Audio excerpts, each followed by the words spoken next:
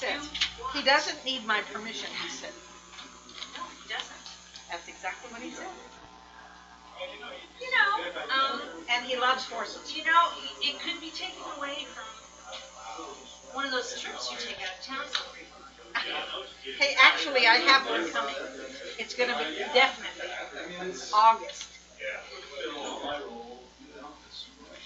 Make sure to mute your cellular devices.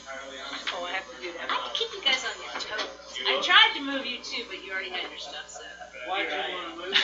I don't know, I think it's Oh, good. shuffling I today. think it's good. She likes to do that. You notice that I'm too old and a curmudgeon to get moved. No, she just gets here early Oh, enough only- to get her Yeah, you spot every time. Only reason why I'd move Walt is I'm putting money down that he's gonna roll himself off that edge. Oh, Well, the only reason Have I you did seen him? last time is He'll wheel back and he'll listen to cricket and he'll get his leg up and he's either gonna tap the alarm button or he's gonna go off the end. Yeah, cricket saved me last time. Did she? I'm almost gonna put money on it. Actually, you might just hook your chair to the crickets. Then you'll be grounded. You can do it. Yeah. Tether system. Yeah. And then if you go, I'm just gonna give a brief introduction who he is, where he's from.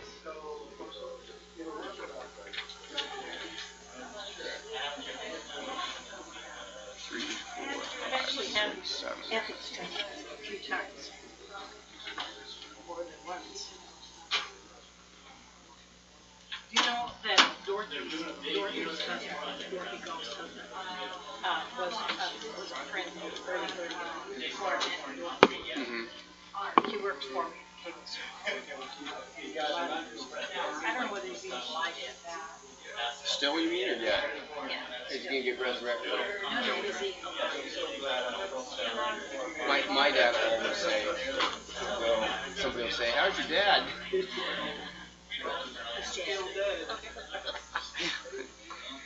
Hey, at least we have quorum. Yeah, his mother's doing all right. Okay. She's doing all right. Staying sassy, which is what she's supposed to do. So in 3 minutes, do you think we get 3 people? Are you counting? Oh yeah, that starts 5 o'clock. Oh, you're talking about these 3 people. We've got 8. They are supposed to I'm be. optimistic. I am too. 2 minutes. I'm a natural optimist. My mother told me when I was a child I was not important enough to be late. She said, you're never going to be important enough to be late. That was her theory. She lived to be 97. She was never late. Oh, wow. She just didn't see any point. Yeah. Yes. And my mother-in-law was just the opposite. Late everywhere.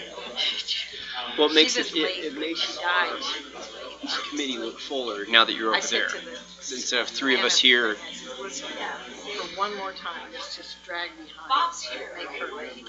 No? Well, is he right there? One last time. Oh my God. Walt and I. Hey, Walt. Walt. Mr. Dabney. Mr. Dabney.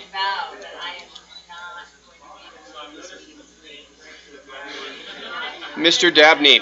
Walt Dabney. We're going to start in 30 seconds. No, you can't start till it's 5 o'clock. Oh, I'm watching my clock. It's 4:59. We're missing. It's 4:59. Not according to that. We're missing it. Huh? Not according to what?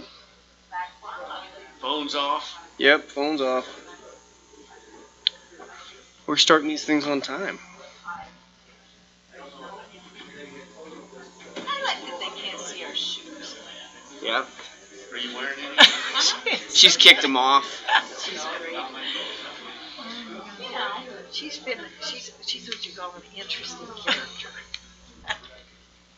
I love her. How was the baby? My baby is great. I said, My human baby, my only grandson. Oh, I thought you were talking about horse. no. She's got a human baby. The living. Welcome, everyone. The time is 5 o'clock. I'd like to call the study committee special meeting. We have 4 members in attendance at this time. We have sufficient for quorum. Today we are going to have first a training and that will be provided by an attorney by the name of Gavin Anderson. He is the Salt Lake County Deputy District Attorney. We have really no other business but to introduce him and let him give us some ethics training. Later this evening at 6 o'clock, we will have our forms of government discussion and public participation. If we have sufficient members in the audience, we will actually move over to the Star Hall to conduct the meeting there in a much more comfortable atmosphere, depending on the number of people that join us. So at this time, we'd like to turn the meeting over to a presentation to Mr. Anderson for essentially what is known as an ethics class. So we appreciate the public being here, and we'll turn the time over to Mr. Anderson. Got a few handouts here. Okay. Yes, by all means. If I'd known it was going to be this fancy, I would have dressed up a little bit.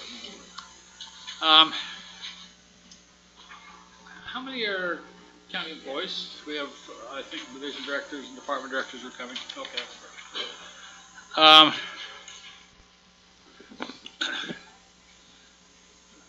Ethics requirements in Utah come from two sources. They come from state statute and from county ordinance. And the counties do have the legal authority to adopt ordinances, including some ordinances that may be a little bit stricter. I'm not sure I'm coming through. I have to be close. I don't think it's on. It's not very. It's not very loud. Who's signed into YouTube? Can we tell if we're being broadcast? So what I've handed out, we've got several handouts going around. One of them, and I'll just take just a minute on it. It says summary Utah statutes about government ethical requirements. The one that's most important for counties is the first one. It's numbered 1716A1. That's County Officers and Employees Disclosure Act. And that's a law that says, we're going to spend most of our time here in a few minutes on that.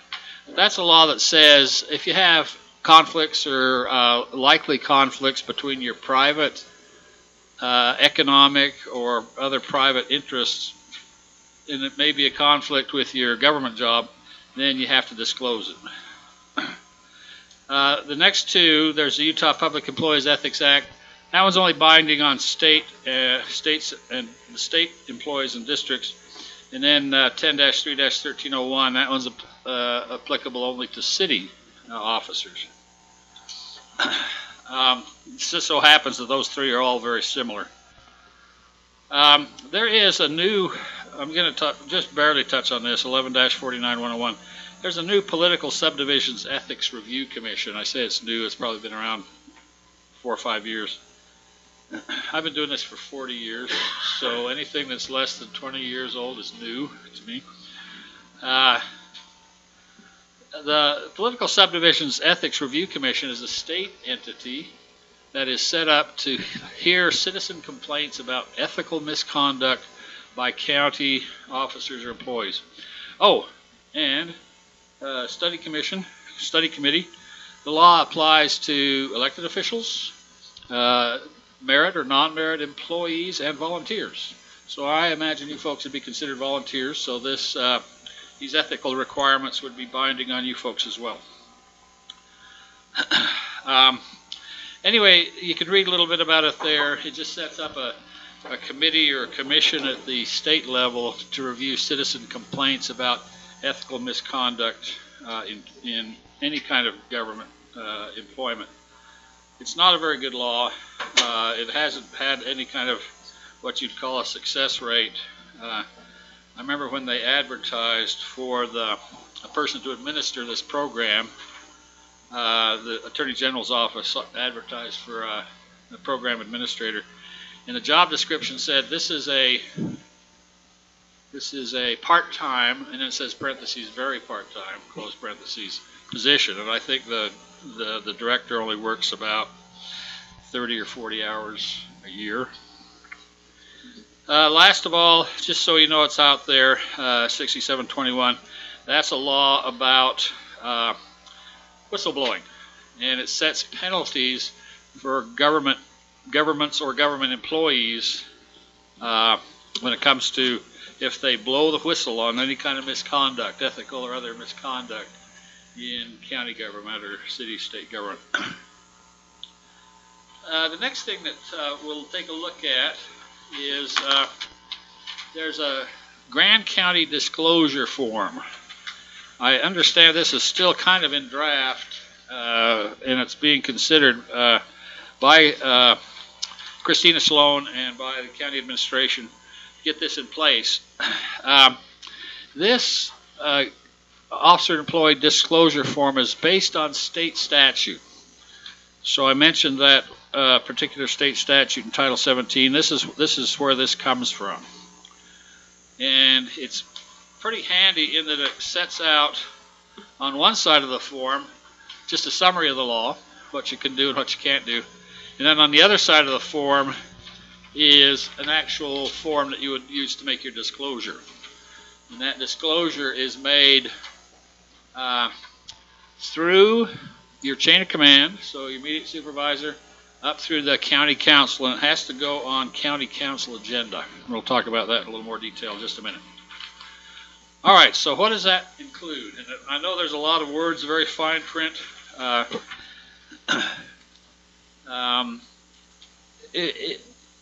guess I'd say if you don't understand this, and I wouldn't blame you if you didn't, don't hesitate to ask questions. Ask questions, I would guess, primarily of Christina, or other people in county government. Just the whole idea behind this disclosure statement is to be transparent. You've heard the expression about people in glass houses not throwing stones. Well, when you work for the government, you are or ought to consider yourself, even if it is a volunteer position, to be living in a glass house. And so the disclosure laws don't prohibit a lot of conduct. They do prohibit some, but mostly they say be sure and disclose this kind of conduct or this kind of outside conflict. And if you don't disclose it, then you're going to get in trouble. But if you do disclose it, it's kind of like a King's X. Back when Salt Lake County was under a county commissioner form of government, we said you could probably kill a county commissioner, depending on who it was, if you disclosed it. I'm not sure that's true. All right. So the first part of this will, again, I don't want to overload you with a lot of lawyer-like noises and stuff like that, but just try and go through it real quickly. The first subdivision there is about prohibited acts. These are things you cannot do in county government. And basically, just to really summarize, number one, you can't reveal confidences, confidential information. Now, if you've had your grandma and your open records and your open meetings training, you'll know that not very much that you do in county government is going to be confidential. Number two, you can't get any kind of a special privilege out of the county that would not be available to other members, other citizens of Grand County. Example from Salt Lake County's lurid past, we used to, we've got the Salt Palace. It's currently privately run. Used to be a county division. County employees ran the Salt Palace. And it turned out, it came to light that there was a practice that if you needed some help around the house, you needed your furnace fixed or something like that, you worked at the Salt Palace, you'd call up Salt Palace Maintenance, and they'd go over and fix your furnace. Now, this may surprise you, but even in Salt Lake County, that's not a service that's available to citizens generally. They can't call up the Salt Palace and say, "Can you come fix my furnace?" So that's an example of a special privilege that you would get as a county employee that other people don't get, and that would be something that's prohibited. And then you can't have some kind of outside employment that might interfere or tend to interfere with your public duties. That's the first paragraph there. Second paragraph is about gifts, and we're going to talk in a minute about a proposed Grand County ordinance that changes the law quite a bit regarding gifts. So there is going to be a little bit of conflict between that county ordinance and the state statute. Number one, you just can't accept a gift of any kind if a reasonable person would look at that gift and say, wow, that's going to tend to influence you in the performance of your county duties. Number two, you can't accept a gift from someone, the donor, is doing some kind of business with Grand County. And that would be an example of somebody who's applied for a business license or a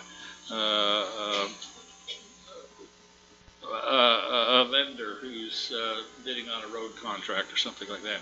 So you can't accept a gift from a donor, with some exceptions. And the exceptions are limited. Number one, it's okay if it's a non-monetary gift, the value of $50 or less. That $50 or less has been on the books since statehood. So back then it was a lot of money. Nowadays it's not so much money. I don't know what a ticket to a jazz game costs. It's a lot more than $50.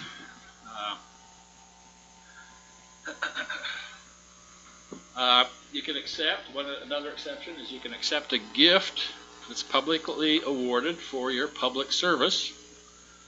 You can accept bona fide business loans, or you can accept bona fide campaign contributions. Now again, the Grand County Ordinance puts some stricter limits on those exceptions. We'll talk about that in a few minutes. So that's prohibition number two. Number two in the numbered paragraphs, prohibitions about gifts. Number three, I remember when I first heard about this, it surprised me that anybody would even think of this. But there is apparently a notion that if a person came to you to get help with a county transaction, that there are some circumstances under which they could help you, or they could pay you for helping them with a county transaction. So if somebody shows up with a business license request, want to have a plan reviewed and approved by the planning department, they could say, well, I'll pay you $5 if you'll kind of move that through. Now, interestingly enough, the state law says if you disclose that, you're okay. Now, I would say, no, you're kind of not okay. We had a fellow, I keep coming up with these examples from the lurid past of Salt Lake County. This was a fellow who worked for the part of our Planning and Development Division that approved building plans for buildings in the unincorporated area. And he moonlighted. And what do you think would be a good moonlighting job for a fellow who reviewed plans for, what would you say, Walt? He'd probably draft his own plans in his own time, right? Of course he would. And so he would draft a plan at home in the evening, and then he'd submit it to himself the next morning to approve it. And what was surprising is almost all his plans always got approved. That's a pretty darn good looking plan. And he got in trouble. He actually filled out a disclosure statement, a Salt Lake County disclosure statement, and where it says describe the conflict of interest, he wrote, I don't understand what this question means. All right. I just thought interesting note. Christina, you'd be interested in this? I've got Salt Lake County's disclosure statement here. There's a yellow note in my handwriting that says, see Grand County's plan, it's better. So Christina gets credit for that. Okay, last of all, I'm still on prohibited acts, number 1, 2, 3, and this is 4. There's some things that you can do if you disclose it, and then if you don't disclose it, you get in trouble. The things that you can do and disclose it are if you are involved in some kind of outside business that is regulated by the county, then you need to disclose that. Don't disclose it, you're in trouble. Do disclose it, you're okay. If you're involved in an outside business that either does business with the county or may do business with the county, you have to disclose that. Disclosure, you're okay. Don't disclose it, you're in trouble. And lastly, if you've got any kind of an outside job that a reasonable person would say, wow, that creates an actual or potential conflict of interest with your public duties, and you have to disclose that. So again, this is the idea that, let me backtrack a little bit. I think a lot of this disclosure stuff is really focuses on some of the challenges you might have in the smaller rural counties, where the only person in the entire county who has a paving business is one of the county commissioners. And I think there's a recognition of the fact that in a lot of counties, and it's going to be even more so if you count family members. So here's a county commissioner, and his brother has the only paving business, street paving business in the county. So I think there's been a recognition on the part of the legislature to say we need to give an out, a way for these folks in the smaller counties, the rural counties, an ability to do business and to do it lawfully, but let's have them do it transparently so people can know what these potential conflicts are. So those are the 4 prohibitions. 1, the nature of the job. 2, gifts. 3, pay to help somebody with a county transaction. 4, things that are prohibited unless you disclose it. Okay, so what's the disclosure requirement? Again, you've got that form that's being considered right now for Grand County. On one side is what we've just gone through. On the other side is the disclosure statement itself. What kinds of things do you disclose? And basically it means what kinds of things it's okay if you disclose them. Number 1, we talked about helping somebody with some kind of transaction with the county. Disclose it, you're okay. Don't disclose it, you're not okay. What would that mean? And there's an extra little chocolate chip in the vanilla ice cream. And that says, but you can never do that if it has to do with your county job. Let me give you an example. So I'm an attorney for the county. My neighbor, who is a shut-in, can't get out, says, Gavin, will you go down to the county animal shelter and adopt a dog for me? I said, sure. Says, if you do that, I'll give you $5. Okay, so I'm helping a person with a county transaction. That person's willing to pay me. I'm a cheap enough guy that I'm going to accept the payment instead of saying no. And if I disclose it, I'm okay. So that because it has nothing to do with my job. You know, lawyers don't run dog pounds. Now, the neighbor the next day says, oh, Gavin, I also need to appeal my taxes. I think my valuation is too high. I'll give you $5 if you'll go down and represent me before the Board of Equalization. That would be something I could not do, even if I disclosed it, because that's too closely related to my county job. Does that make sense? Questions? Don't hesitate to interrupt or ask questions as we go along. So, number 1, disclose that you've received payment for helping somebody with a county transaction. Number 2, if you are involved in a county or in a business that is regulated somehow by the county, suppose it's a restaurant out, well, you folks don't have a health department. You've got a multi-county health department, right?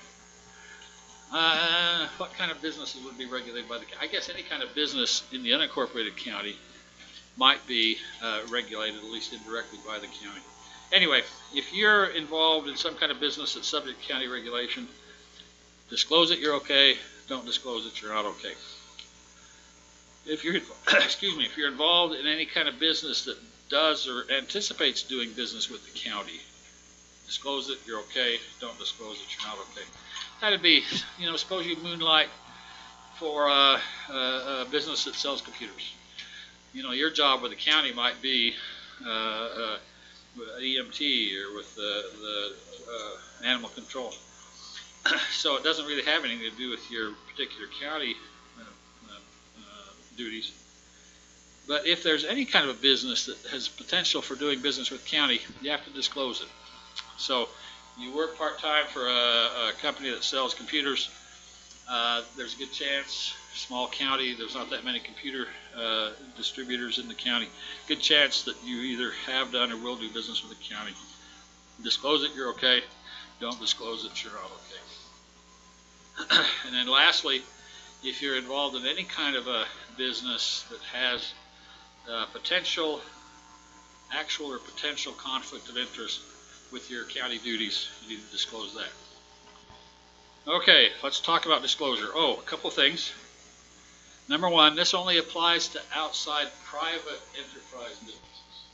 If you've got some kind of a position with a special district or with the city, or something like that, some kind of public sector business, doesn't apply at all. Don't have to disclose those kinds of things.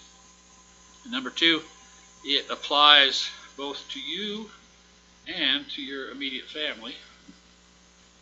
It applies to, as I've hopefully been alluding to, some kind of a moonlighting job or a investment.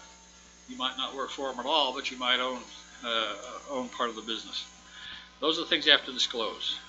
And you need to disclose it 3 times. Number one, when the conflict first comes up, or when you first come to work for the county.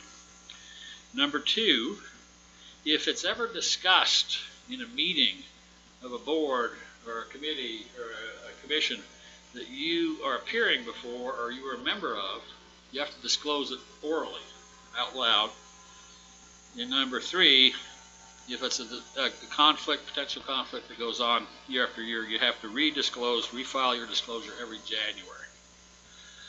The disclosures are sworn statements. That just means they've been notarized. Plenty of notaries around the county. You should be able to find somebody to do that. They're all considered public records. And the way they're filed is you have to file it through your chain of command. So if you're a division director, it goes up to your department head to either to Ruth or to the council. I'm not sure how you process those. And then it has to eventually go on county council agenda for review and approval. Why go to your immediate supervisor? That's the person that's probably going to have the best sense of whether or not this is a real conflict of interest. So again, this doesn't apply just to division directors, department heads, those guys. It applies to all the employees. So you as a division director ought to be getting these disclosure statements from your own employees. And when you do, you don't throw up your hands and say, holy mackerel, what does this mean? You say, oh, so-and-so works at as a waitress at the Spokane Hub. How about Spokane?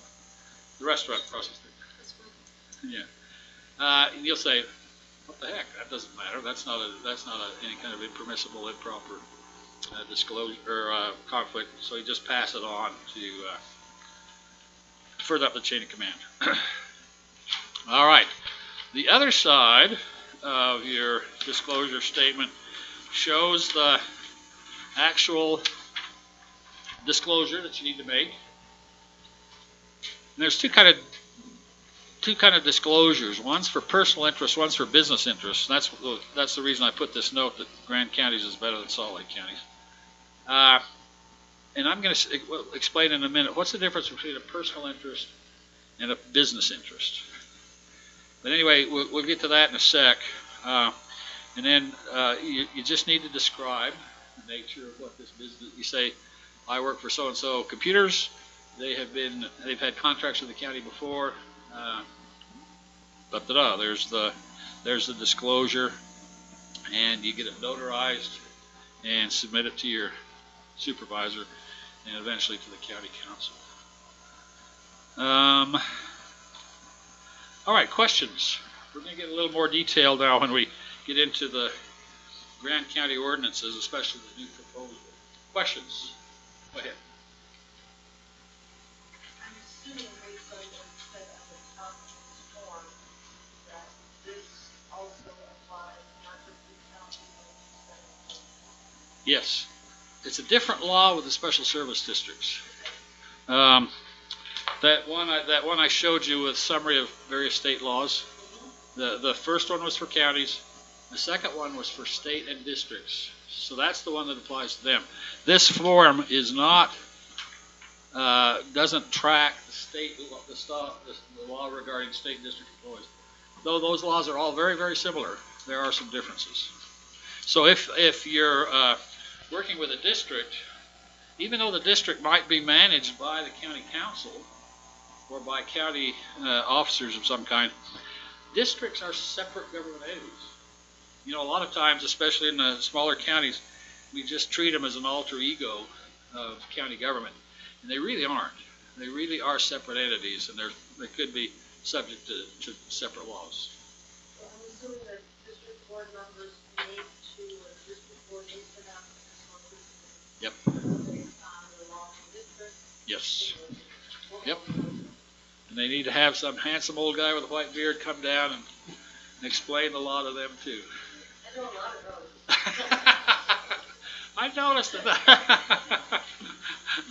You just need to let it grow out a little bit. Other questions? Go ahead. I kind of got lost when we were talking about personal versus business. Yeah, okay, cover that. Okay, that's something that's special to Grant County, and it's based on an ordinance, so it's not based on the statute. So we're just doing the statute. Let me get that. So, in the discussion about personal versus business, is there also a discussion about remuneration versus approval? Yes, that's an issue. Let's talk about that when we get to the distinction between personal interest and financial interest. Yeah. You said there was a difference between proposed states or county and district. Where do you get the difference? Well, there is actually. You could probably start with this, but you're going to have somebody sit down and help you go through.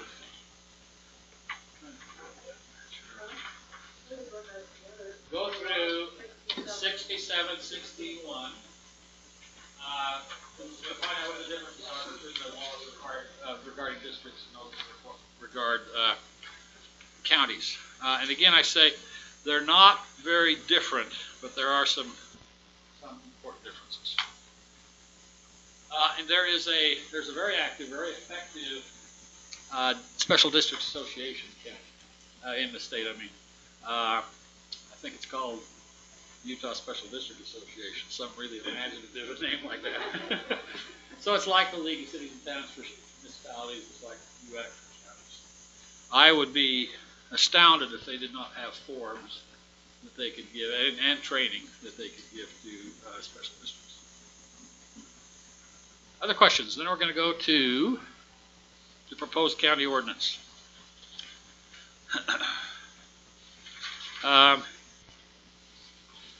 So, there is an old Grand County ordinance on the books, Ordinance 462, and it is 2007, so it's not that old. Yeah.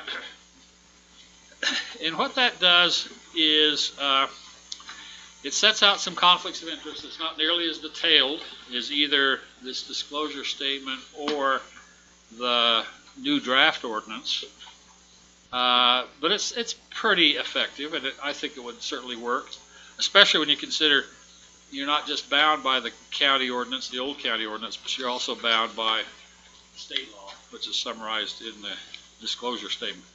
So it's got some requirements for disclosure. They're very similar to what we've just talked about. They address the same kinds of conflicts of interest.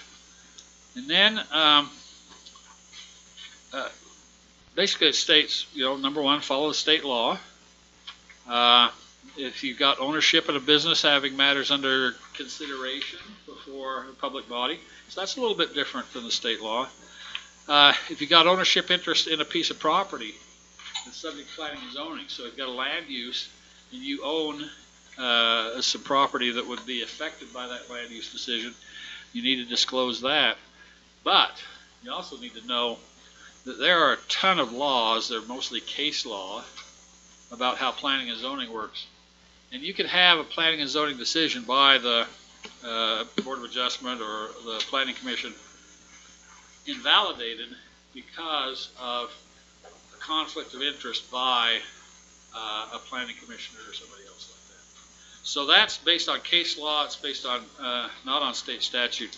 And it's based on the idea that when it comes to land use, there's all sorts of potential conflicts. You could be down the street from a proposed development, a proposed big box store or something like that. And you could have a strong interest in how that might affect your property, and it might have a monetary effect on your property. Anyway, the planning and zoning case law says you really have to be careful about not doing that. Okay, there's also reference in the old ordinance to recusal. Recusal means when you're in that public hearing, that meeting where your potential conflict is being discussed, you have to state your conflict of interest, stand up and walk out, so you're not participating in the discussion anymore. That is not in state statute, okay? So we haven't discussed that at all. Again, back to this notion, what's the difference between a personal conflict and a financial conflict? That's where that's going to come back up again, and we'll discuss that a little bit more. Let's see. There's a really interesting provision in the old ordinance. I'm trying to decide whether it's a good idea or bad idea. And it's a provision that says, go ahead. I have a virtual question. Yeah. Is it important that you state that word, not just say, I have a conflict, that you say a conflict? I believe in the new ordinance it specifically requires you to address, to explain exactly what the conflict is. But I don't. It's not that detailed in the old one. It's in your ordinance number blank at the top. Well, we're going to get to that in just a minute. You guys are way ahead of me. Anyway, this provision in the old ordinance is paragraph 4, and that says the county council or the county planning commission or some other board or commission can suspend the provisions of this ordinance, in other words, the conflicts and disclosures, if the body hears the nature of the conflict of interest and a supermajority, 2/3, the remaining body assembled agreed by affirmative vote that the conflict of interest shouldn't prohibit the person from participating, in other words, shouldn't require the person to recuse themselves, then they can suspend that recusal part of, again, we're talking the old ordinance. We've talked about that for years in county government. It comes up all the time in Salt Lake County, and it usually comes out when the county passes this really restrictive ordinance, and then somebody comes along and says, oh, woe is me, your really restrictive ordinance is really hard on me and my business, and the county says, oh, okay, we'll suspend it. The county council, county commission. And I don't know, is that a surprise to anybody that happens a lot? It kind of does. And we've said, well, the only way you can get around that, the only way you can suspend an ordinance, county commission or county council, is by either repealing it or by having a provision in the ordinance that says you can suspend it. And this is how you suspend it.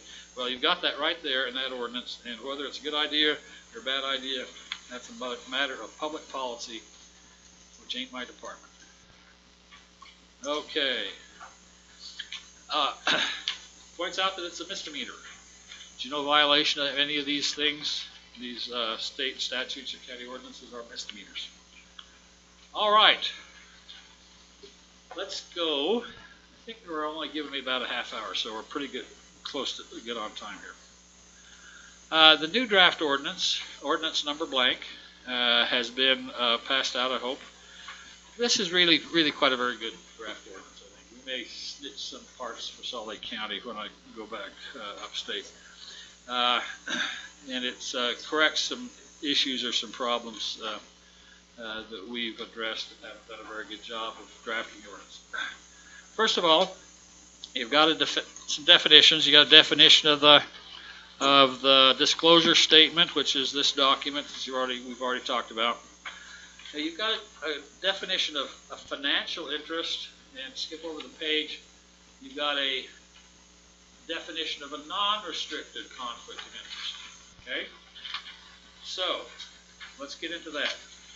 So, a financial interest, and the difference is really based on whether or not your conflict or potential conflict can affect your pocketbook. So a financial interest is one that's based on direct employment or direct representation as an agent of this outside business, or you own some kind of beneficial ownership of 1% or more of, say the stock or partnership or something like that. So a financial interest is one that can affect your pocketbook.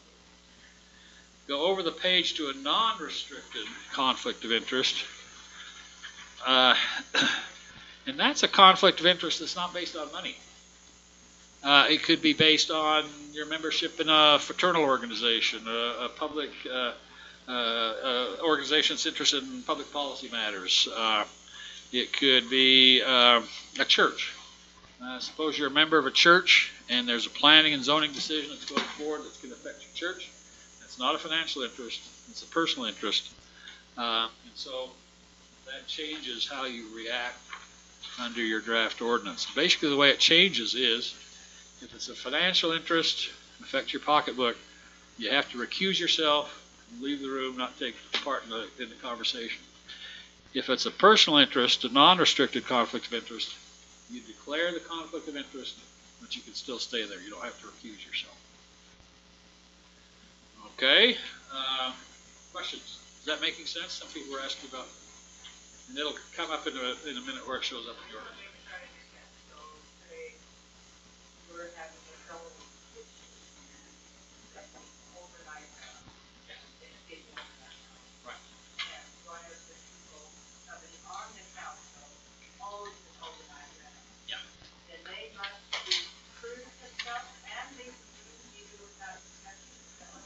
Yeah. Excuse me, Gavin, could I ask you to repeat the question so that our live streamers can hear? Yes, I'm sorry. So the question was, so if you've got a member on a planning commission or county council, we're discussing short-term rentals, overnight rentals, and one of the members of the planning commission or the county council owns an overnight rental, does that person have to recuse themselves? The answer is yes. And the reason being that that would have a effect on their pocketbook, dollars and cents. And so under the proposed ordinance, that would require you to stand up, declare your conflict of interest, stand up, and not participate. You do a quorum of your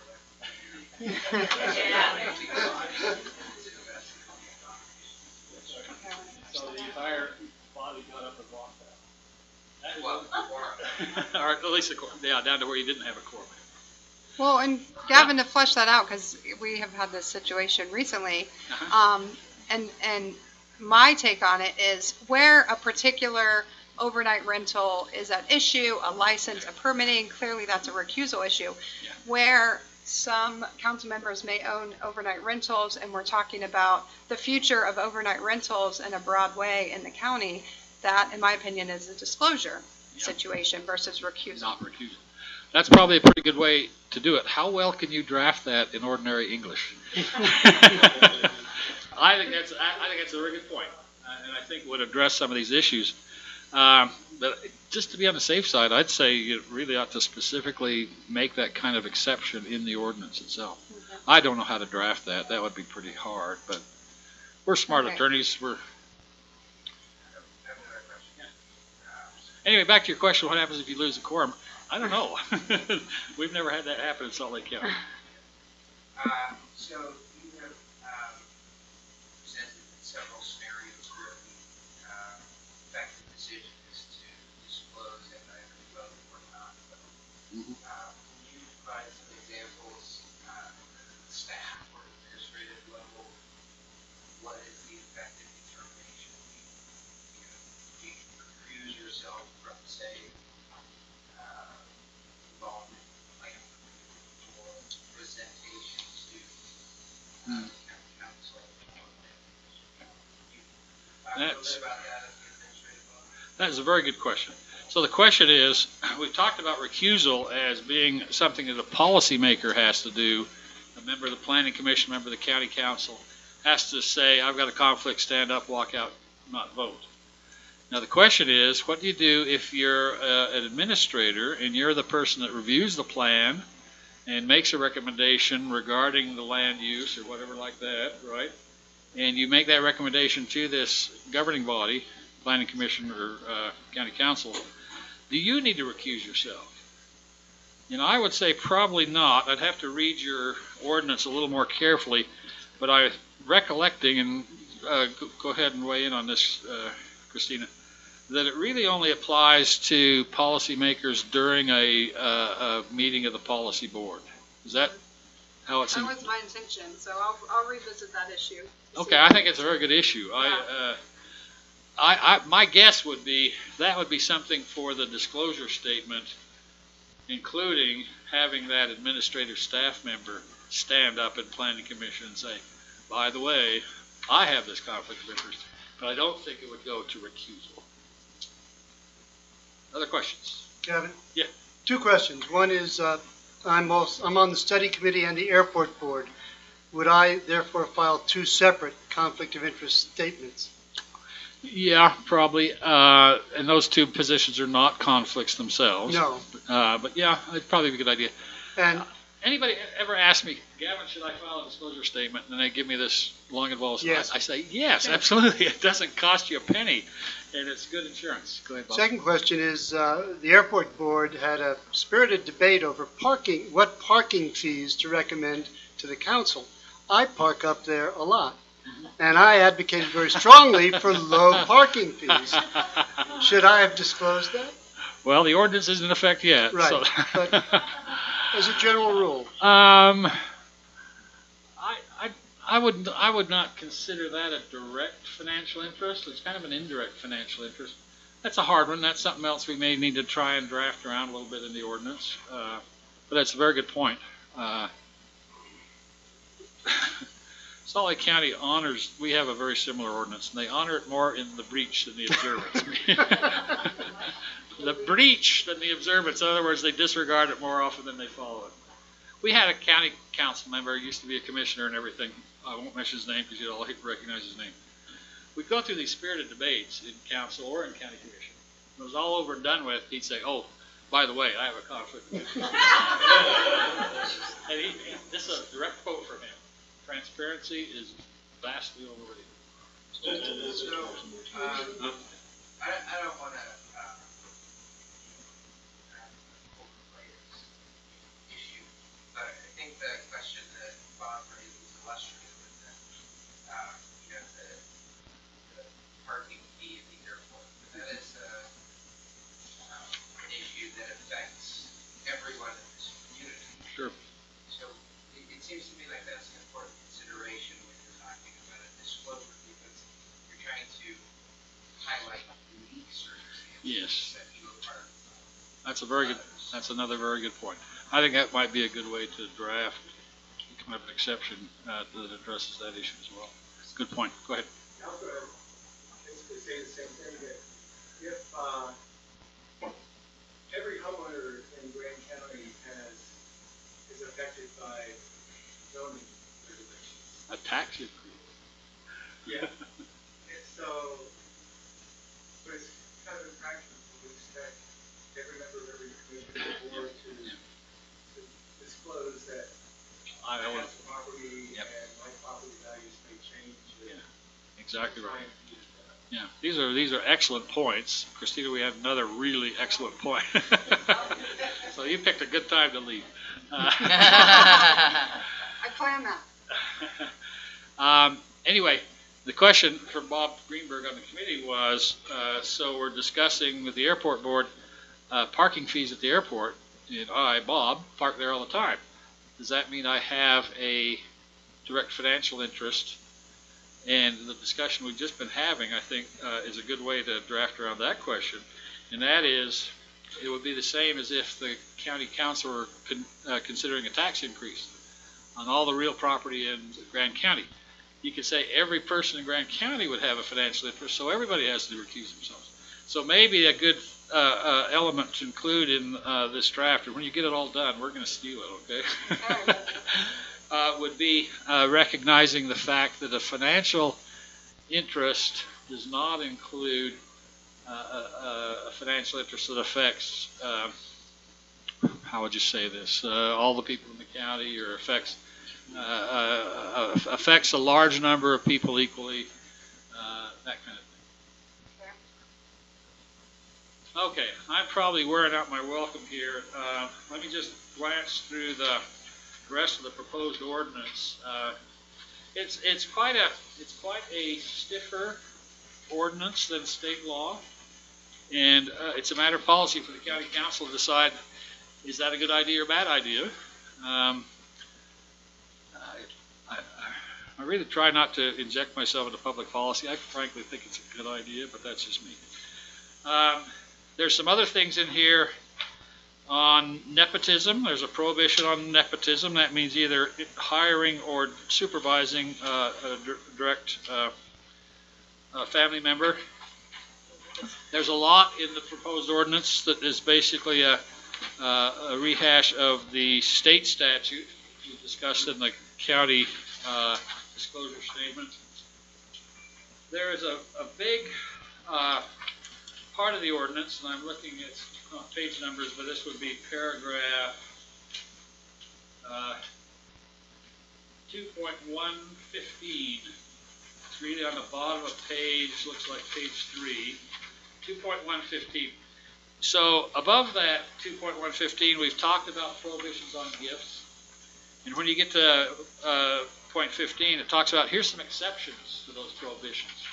And you remember we talked about the exceptions under state statute, including this 100-year-old, 120-year-old dollar amount of $50.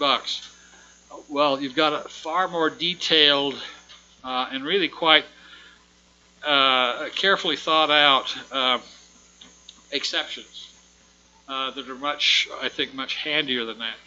And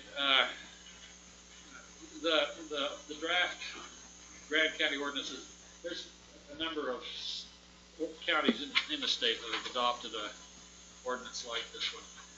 So here's the exceptions under the proposed ordinance, and you'll see they're quite a bit more restrictive than the state statute. There's exceptions for political contributions, token items of nominal value, snacks, beverages, informational material, transportation to and from a convention, gifts not related to the activities of the county official. Hooray, that means you can still get Christmas presents from your family. As long as they're not giving them to you to try and get you to change their planning and zoning decision. Public awards, food or beverage given at a widely attended reception. We have a very similar provision in Salt Lake County, and there's a big challenging idea that we ought to be able to go out to lunch with a constituent and have that constituent pay for it, right? You have to decide for yourself whether that's a good idea or a bad idea. But this would limit that. So you couldn't do it on a one-on-one lunch kind of a situation. You could only do it at a widely attended reception, meal, or meeting. Attendance at political events, flower fund, flower plants for condolences, congratulations, sympathy. County sponsored. Suppose you get some kind of a gift or benefit from the county. We've got a Weight Watchers kind of thing in Salt Lake County. What's it called? You can tell how often I skip that. And you actually get benefits, including monetary benefits, if you achieve certain goals. And as long as it's a county-sponsored event, then that's okay. That's an exception. There's an exception for a gift that's given to the county. And so this is the way we get around this transportation stuff. So a vendor wants to fly a county purchasing representative back to Nashville to show them how the new computer works. And we say you can't do that because that's a vendor paying for your travel. And so what we'll sometimes do is we'll say, vendor, you give the amount of that trip to Salt Lake County, and Salt Lake County will fly the person back to Nashville. Sounds a little shady, doesn't it? But at least it's, number one, it's public, it's transparent. And number two, it goes through this filter of having the county government say, yeah, we can do it, instead of having it completely under the counter with some person trying to one of the things that shows up in the, well, it's right here on the same page. Okay, further exceptions, gifts to the county, gifts to officers, employees, volunteers from other county officers, employees, volunteers, death transfers, gifts to blind trusts. This next one, this is paragraph 3.0, gifts and procurement. There is a flat, no-nonsense prohibition on a county employee who is involved in the purchasing process, meaning they approve purchases, they draft RFPs, they have any involvement in the purchasing process. There's a flat prohibition on accepting a gift from a vendor. And the operative term is felony. Okay? So just be aware of that. So when John Bronson comes down here and tries to sell you guys on a new bond, and he brings those little boxes of nuts. Has anybody seen those boxes of nuts from Zion's Bank? In Salt Lake County, we call them felony nuts. The other thing is, not only is the county employee guilty of a felony, but guess who else is guilty? Yeah, the vendor.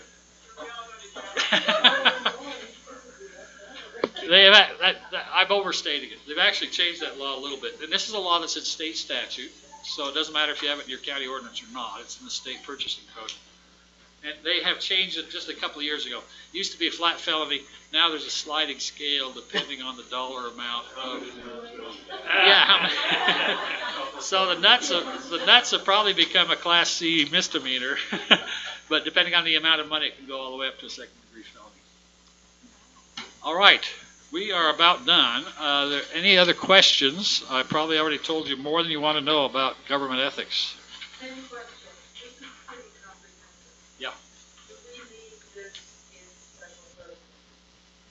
I think that would be a very good idea. Again, I'd ask advice from the district association. They've got similar policies that they recommend for their constituents, just as UAC and the league does for theirs. Other questions? We've got some folks that may be coming for the change in form of government. We're going to probably have enough people to go next door to the Star Hall. I just have a comment that maybe the definitions have a definition for nominal value, and that reflects the value that's in the statute. Yeah, something like that's probably a good idea. The more detail you can put in an ordinance, the less arguments you get further down the road. And the more the county employees feel confident that what they're doing is right and not getting in trouble. Yes? Do we fill this out whether we think we have a conflict of interest or not? Go ahead. I'm sorry. Do we fill these out just because everybody fills one out, whether you have a conflict or not? We have historically not disclosed well in Grand County, so I think it's a great idea, and then that way we can better track the fact that everyone has knowledge they need to make these disclosures and who's making the disclosures. So all 8 of us or 7 of us. I like that idea. Yeah. Okay. That could be a great idea. I assume we've got a notary someplace here in the administrative offices. Yes, we do. Riney? Oh. You're the guy. Another guy with a. Oh. Where did you get that? Had it. I use it all the time. You want to introduce what's coming up? Sure. Are we going to do it here? Well, let's see who's going to lead. How many people have we got out of the hall? 5 right now. 4 or 5. All right. We might ought to check Star Hall. We still got almost 10 minutes. I think we're probably going to have enough Let's people. go to Star Hall. Let's go across the way. Okay. Yep, so what we're going to do, we're going to call a brief recess and reconvene at Star Hall at about 6:05. So that'll give everybody time to get over there. Thank you. Great. Thank you, Gavin.